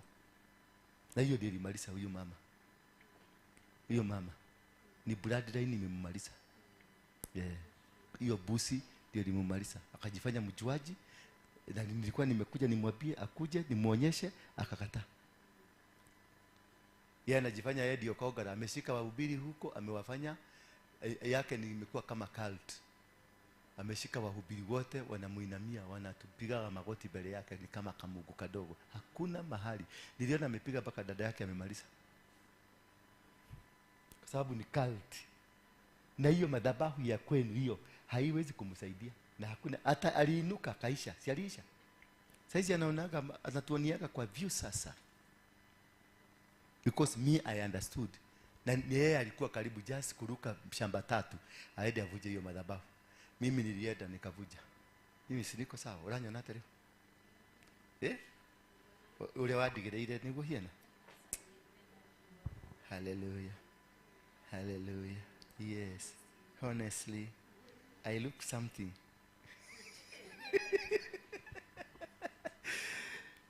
Why do we unearth? Why do we dig? Ni kwa nini tuchimbue, tufuatilie? Bwana Yesu asifiwe sana. For our unlimited breakthrough in our lives, we must dig. For you to be delivered, for you to be removed from the cocoon, you need to be delivered. And how do we get delivered? Tusome Psalms 11 verse 3. Psalms 11 verse 3. Quickly, tuone hapo. Ndio tuende haraka haraka. Leo nataka niwaachilie mapema muende mkinunua maavocado, si ndio? If the foundations are destroyed, what can the righteous do? Psalms 11 verse 3. If the foundations are what? Are destroyed, what can the righteous do? That if the foundations of your life are destroyed, nothing can happen to you. You are able to succeed. You are able, una uwezo wa kupenya anga yoyote. Una uwezo wa kufanya jambo lolote. Una uwezo, si mnaona kanatoaka ka statement hapa kanasikika dunia mzima. Kwa sababu nilivuja. Kuna kitu nilivuja na sitawaambia ni gani. Niyo mtakuja mkikuja kunilipa nitawaambia. That is why I command the spiritual realm, because nimepenya kwenye in the spiritual realm that has authorities. I have penetrated into the powers of authorities. That is why I am able to command. That is why I am able to say, maneno nikisema tu hivi. Kama sasa tumesema Kongo ipate amani, Uganda ipate amani, Besigye aachiliwe hii wiki, Besigye atatoka. Bwana Yesu asifiwe sana. Watahangaika, watangangana kusema nini, utasikia Besigye amepelekwa hospitali, Besigye ndio huyo ametoka. Kwa nini? We have commanded from this altar. And we have said, we don't want upusi ya Museveni aanze kupaki, aende nyumbani, siku zake zimeisha. Kama vile Hezekia aliambiwa siku zimefanya nini? Zimeisha. Si za kutoka kwa kiti, hata za kuishi hii dunia, siku zake zimeisha. Sini kama vile niliwaambia kuna mtu tutaenda hivi. Si umeona watatu wameenda. MP Senator Chebukati. The father of all thieves. Ndivyo nasikia Waluya wanamuita the father of all thieves. He is gone. Luto tupekeke ati ndiye analia. Wengine hawali. Sasa nyinyi Waluya, nini ni mbaya na nyinyi? Yaani Mluya? Mbona amulima? Sijawasikia kwa Chebukati. Kulia. Kuna wengine wamelia. Lakini si wewe. Yako haijateremka. Huyu ni mtu wa baba. Huyu ni mtu wa baba. Sasa hivi Wajaluo bado hawajaacha kulia. Baba alishindwa. Baba was defeated. Hallelujah. Hata mimi nililia. If the foundation be destroyed, what can the righteous do? Another foundation that was with Jabez, due to the mother's circumstances and the input were not right, he rose up to the occasion and changed his destiny. Jabez. Jabez shida zake zote zilitokana na mama. The contributor ya shida za Jabez ni mama. Na mama alifanya mtoto atoe akuje na jina inaitwa Jabez, jina ya pain. Bwana Yesu asifiwe sana. Lakini he rose, aliinuka, he rose to the occasion and went before God and told God, Papa, hii jina ni gumu. Hii maneno ni gumu. Kwa hivyo una uwezo wa kubadilisha your destiny. Una uwezo wa kubadilisha anything that is contained in your bloodline. Uko na uwezo. Inua dhabihu ubadilishe. Tuangalie Jabesu alifanya namna gani. First Chronicles chapter number 4 verse 9. First Chronicles chapter number 4. Jabez was more honorable than his brothers. Unakuta he was more honorable than even his brothers, but there was a pain he was going through. Despite that he was honorable, despite that he had power and he had an authority above the brothers, he still had a problem. At Jabez was more honorable than his brothers, and his mother called his name Jabez, saying, because I bore him in pain. So the mother inflicted this pain to this young man. Bwana Yesu asifiwe sana.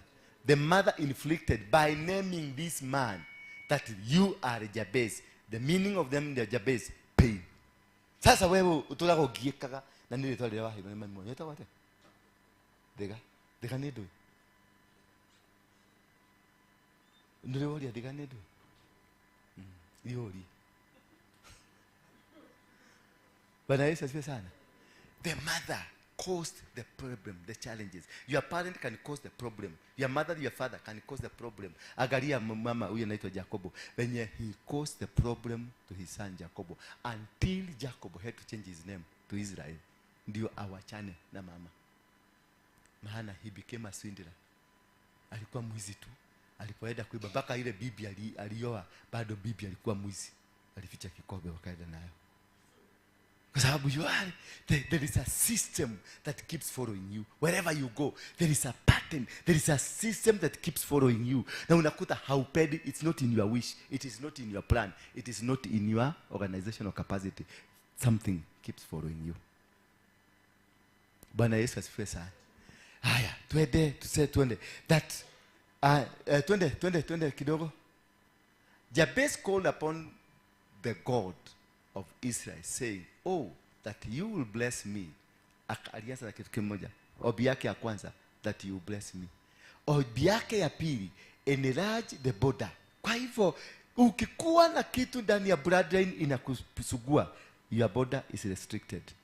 The blessing do not come. Namba 3 kingine ambacho hakikujagi kutokana na bloodline borders, inasema, and that your hand might be with me. Kwa hivyo, wakati you are operating on a system that is in your bloodline, that is ni murago, inazuia baraka zako, mpaka mkono wa Mungu haukuagi. Kumbuka Jakobo, Mungu alisema, one I love, one I hate. Lakini angalia, aliteseka miaka 21 kwa Labani, akifanya kwa sababu ya mwanamke. The hand of God, where was the hand of God then? Alikuwa analima mbuzi zinazalika, alikuwa analima shamba inazalika, lakini mateso ilimfuata. Mkono wa Mungu haikuwa juu yake.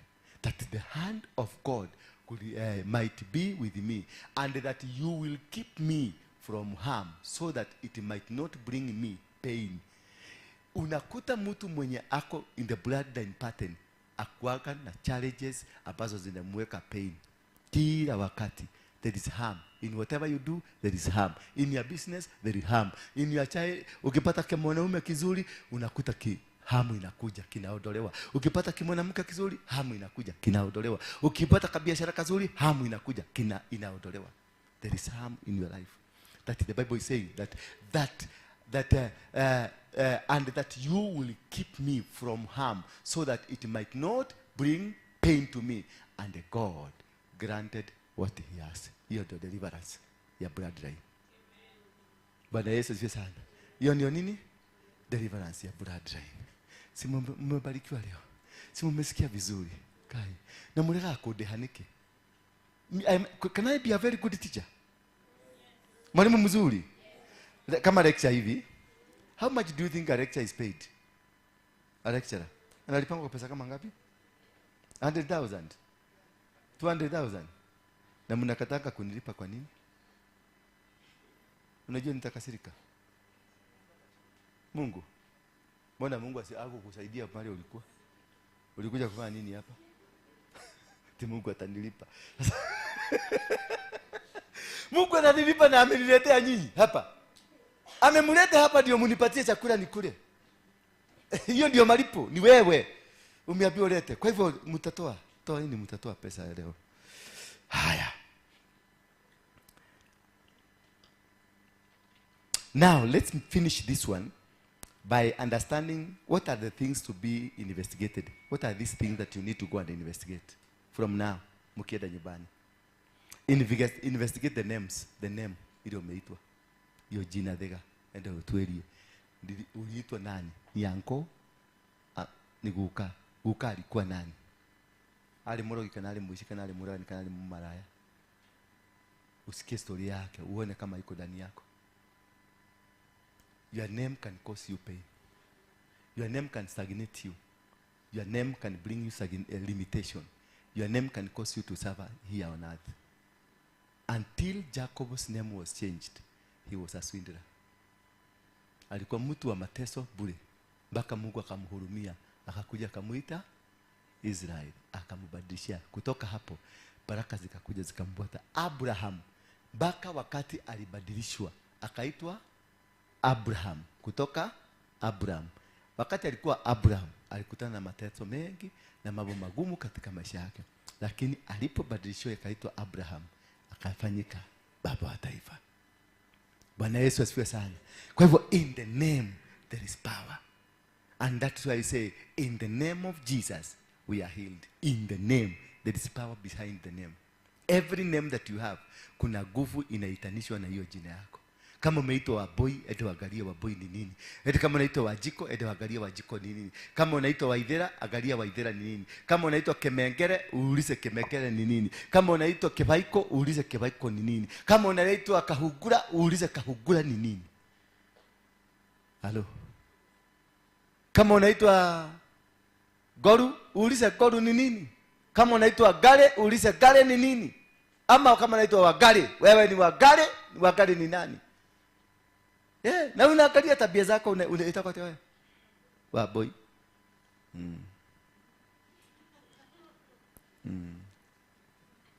That is why. Chepto, ulizaliwa saa ngapi? Ndio maana uliitwa Chepto. Chepto inamaanisha nini? Kulikuwa na mgeni alikuwa ametembea. Mgeni ina gani?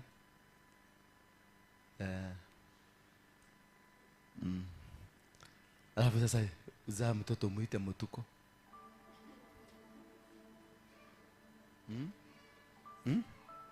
Anakanga darkness.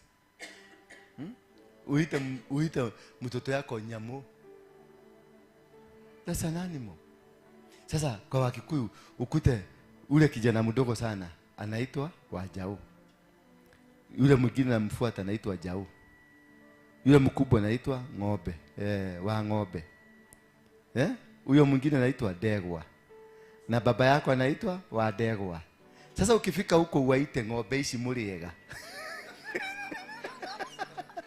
Utakuta familia mzima ina behave kama livestock. Kuna mtu unakuta wa ng'ondu kwenye hiyo boma. Kwena wa ng'ombe, kwena wa ng'ondu, kwena wa ng'ombe, kwena wa Jau, kwena Jau, kwena Gacau. Kwena Ngoru, kwena Ngari na kwena wa Ngari. Na kwena ungiweta go Ngima. Na ungiweta go Hiti. Na ungiweta go Jogu. Na ungiweta go Ndarathi. Na Nduiga. Name has power. Weta what wewe? Tadwaje kwa huko na kula duda. Wa? Wamadhoe. Wamadhoe. Wamadhoe.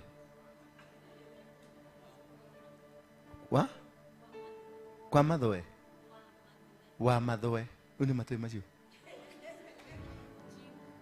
Sasa meaning yake nini? Madhoe ni nini?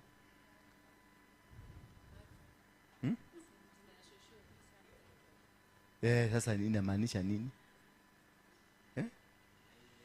Endo investigate maana ndio imekuvuga.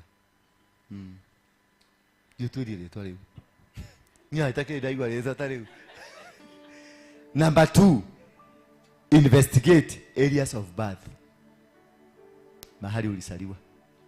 Maana hapo ndio damu yako ile mlimwaga na mama yako iko. It has power over you. It has control over your life. Number 3, investigate both your parents. And analyze baba yako ama mama yako na baba yako, analyze them. Ujue uchawi ya kwao ilikuwa namna gani. Usiwabebeleze. Fanya utafiti. Maana hizo enzi za zamani hakukuwa na kanisa, walikuwa naenda kwa waganga. Hakuna mama ya mtu nikirudi my own mother hapa wao wazee. Hata ukiuliza huyo mama hapo, kuna mtu hajaenda kwa mganga hawa wazee. Number 4, investigate your husband and also investigate your wife. Fanya screening ya husband yako vizuri na ufanye screening ya wife yako, ndio mjue watoto wenu watakuja kuenda where. All these bloodlines are easily transferred. All these what? Bloodlines, they are easily transferred. Hiyo ya husband to wife, ya wazazi, ya nini, ya majina na ya area of. Unaweza kuwa unaishi Nairobi lakini maisha ya Nairobi yale unaishi hapa ni ya kule Geshagi. Nani wameenda Kibera? Tulienda crusades. Mliona nyumba za matope Kibera? Alafu kuna mtu Mujiga anabebaga bagi, anaingia Bukinya, anaenda na huko kwa Waluya kusema ametoka Nairobi na anakaga nyumba ya matope. Does it make sense? You are just transferred from the village ukaletwa town, but your life ni a village. Watu wanaishi kwa tunyumba twa majabi hapa twa Mudhura. Kani unaekaga lazima utoe kitanda kwanza ndio upike alafu tena urudishe kitanda. Unaenda kuambia watu unaishi Nairobi? Baba, wacha kuniangalia kwa ubaya. Unaenda kusema naishi Nairobi?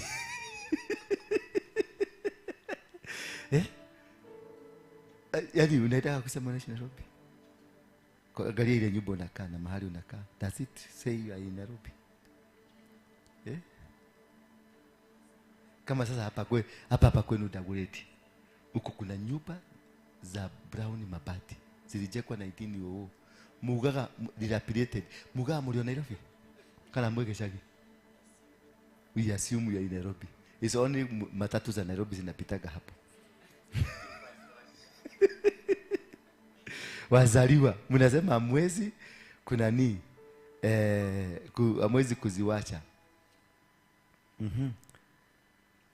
Now I think tufike tu hapo. Si ndio? Mmechoka sana, si ndio? Inokai mshire. Edeni nyumbani. Leteni pesa. Mwende home. Edeni mkafanya investigation. Mkuje Sunday tufanye deliverance. Ukifanya investigation yako vizuri kuja Sunday. Tutafanya deliverance. Ni dina huru na tekodola na huru. Huyu mama ananiangalia vibaya ni kama ni mimi nimefanya shida zake zote. Simusimame. Pesa ililetwa na mtu amekaa chini. Na kila mtu aniletea hapa, kila mtu akuje. Tuende na ile ilete yako. Lete hapa, tuende hii laini, tuende hiyo lete. Thank you. Thank you. Wewe, leteni. Sasa mnaanza kuangalia kado. Ama umeanza kujipigisha simu. Chebuto. Tufebite huko uri. Turaumileko. Agnes Wito. Yes, my ex. Yes. Yes. Oh yeah.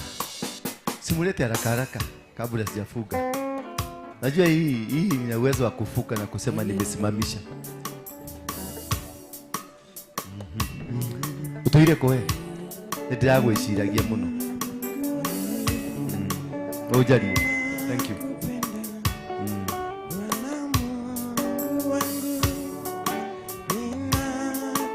Kojura.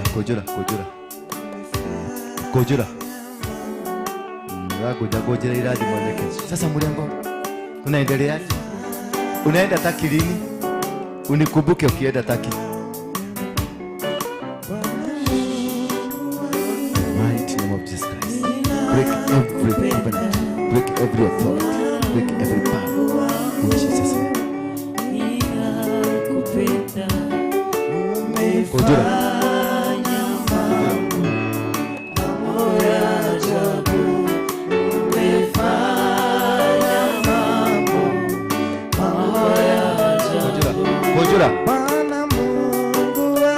Yes, not ni yako.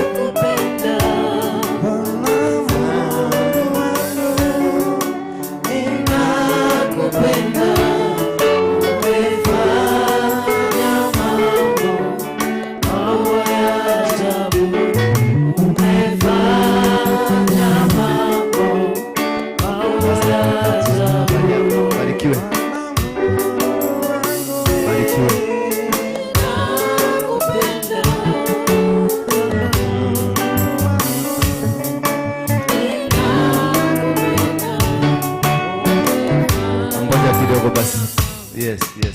Amesikia. Sasa iko hivi. Nataka wanapoendelea kuiba ujipatie dakika 5. Waambie Mungu, nipatie kibali nikajue pattern za kwetu. Fungua tu kinywa chako. Waambie Mungu. Unaweza kuzunguka nyumba hii mzima ukiambia Mungu, nipatie kibali. Tukimaliza hivi tuseme may the grace, watu waende nyumbani. Waende wakapumuzi. Mulikuja ukuje ukiwa na dhabihu ya kuvuja hiyo, ukienda ukidiscover ukuje tuvuje hiyo madhabahu. Bwana Yesu asifiwe sana. Fungua tu kinywa chako. Unaweza kuzunguka nyumba mzima uambie Mungu, naomba tukibali. Naomba unisaidie, unifungue macho ya kuona pattern ya kwetu, bloodline ya kwetu, in Jesus name.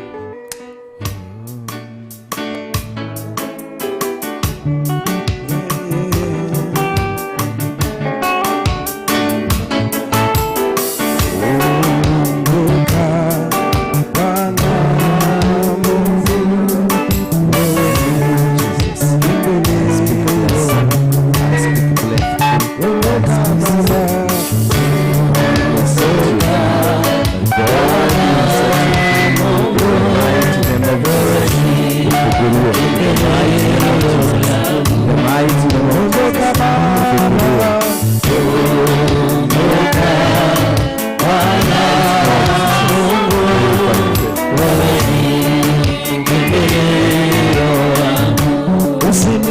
peke yangu. Kumbuka Bwana Mungu, wewe ni kimbilio langu. Umekungoja miaka mingi. Kumbuka Bwana Mungu, wewe ni kimbilio langu. Usiniache Baba. Kumbuka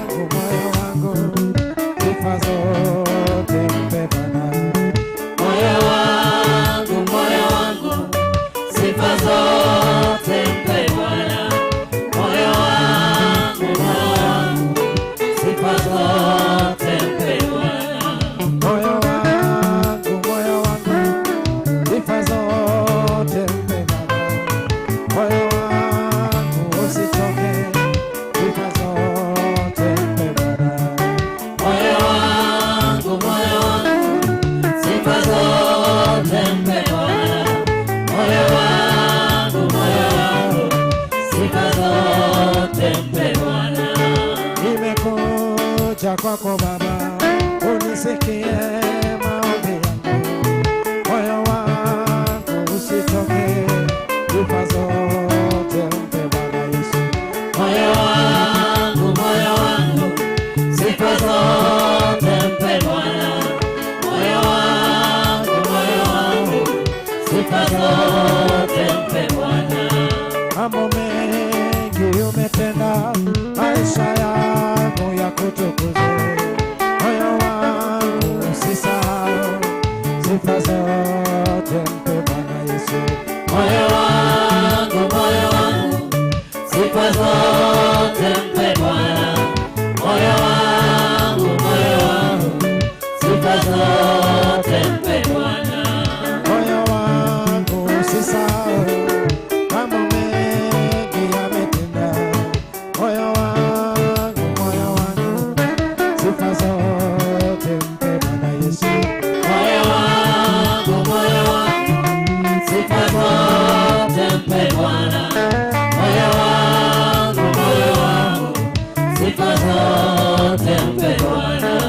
Moyo wangu usichoke, sifa zote mpe Bwana Yesu. Moyo wangu, sifa zote mpe Bwana. Moyo wangu, sifa zote mpe Bwana. Moyo wangu, sifa zote mpe Bwana. Anaweza Bwana, Anaweza Bwana, najua anaweza, anaweza, anaweza, anaweza Bwana, anaweza, anaweza, ana Yesu, anaweza Bwana, anaweza, anaweza, anaweza Bwana, oh, anaweza, nasema anaweza Bwana, anaweza, anaweza, anaweza, anaweza Bwana, anaweza, anaweza, anaweza, anaweza Bwana, anaweza, anaweza Bwana. mwambie Bwana asante wanadamu, mwambieni Bwana asante, Mwambieni Bwana asante, mwambieni Bwana asante, mwambieni Bwana asante wanadamu, mwambieni Bwana asante, mwambieni Bwana asante, mwambieni Bwana asante. nimekuja kukutafuta, Nimekuja kukutafuta, nimekuja kukutafuta, nimekuja kukutafuta, na nimekuja kukuabudu, nimekuja kukuabudu, nimekuja kukuabudu, nimekuja kukuabudu. na ukirudi usiniache, Ukirudi usiniache, ukirudi usiniache, ukirudi usiniache.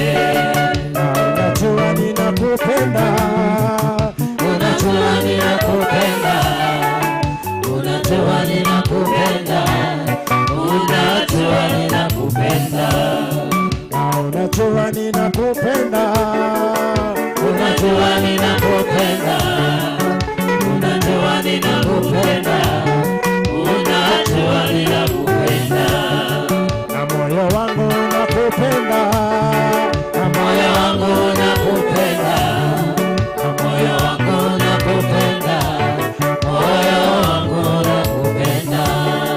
unifundishe kama mtoto, Unifundishe kama mtoto, unifundishe kama mtoto, unifundishe kama mtoto. Bwana asifiwe. Tuseme, may the grace of our Lord Jesus Christ and the love of God and the fellowship of the Holy Spirit be with us now and forevermore. Amen. May the grace of our Lord Jesus Christ and the love of God Bethel Clouds TV. be with us now and forevermore. Amen. May the grace of our Lord Jesus Christ and the love of God be with us now and forevermore. Amen. Kwa wale walikuwa wanataka kuona mchungaji Tuesday kutoka saa 2 utamuona 1-on-1.